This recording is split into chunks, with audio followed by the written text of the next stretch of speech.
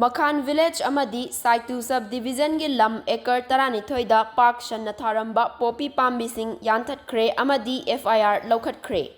Kangpokpi district ki Makhan village ki nongchup thangba chingsang pareng amasung Saitu subdivision gi manung chanba mafam kayada Paksanna Tharamba poppy Panbising Yanthatkhre. Ngarang Kangpokpi district police, Central Reserve Police Force CRPF amasung Kangpokpi Executive Magistrate yauba miyoi chama yangkai mangana saba amasung Kangpokpi gi additional SP gi khutpu amana Paksanna Tharamba poppy Panbising adu Yanthatkibani.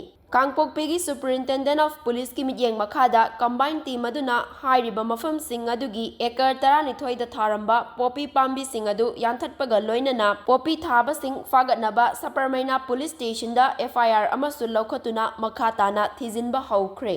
Chatliba tha asigi kunda Makhan village volunteer amasung Kangpokpi additional SP na luchingba police personnel kuntra yauba team amana Makhan village ki kha thangba sarukta Paksanna thariba poppy Panbising yanthatnaba chatpada poppy thariba mafam adubu ngak senduna leiramba kuki khutlai paibasingna talakhibani. Kuki khutlai paibasing aduna poppy thariba mafam sing aduda amuk khanna lakpa yaroi haina akanba wafam fongdorakpadagi poppy yanthatpa chatluba team adu mafam adudagi handorakhibani. Madugi matung Makhan village authority na Manipur lengakta numit marini gi matam thaduna poppy Panbising yanthatnaba amadi mara leibasing fagatnaba taksinkhibani. Liangmai naga singna khundaba Makhan village ki saruk singda kuki singna changsillaktuna Paksanna poppy thajillakle haiba wakatsu thangatlakhibani. Madugi paukumoina Chief Minister N. Biren Singhana poppy thaba singi mathakta chap chaba action laukhatkani haina fongdokhibani.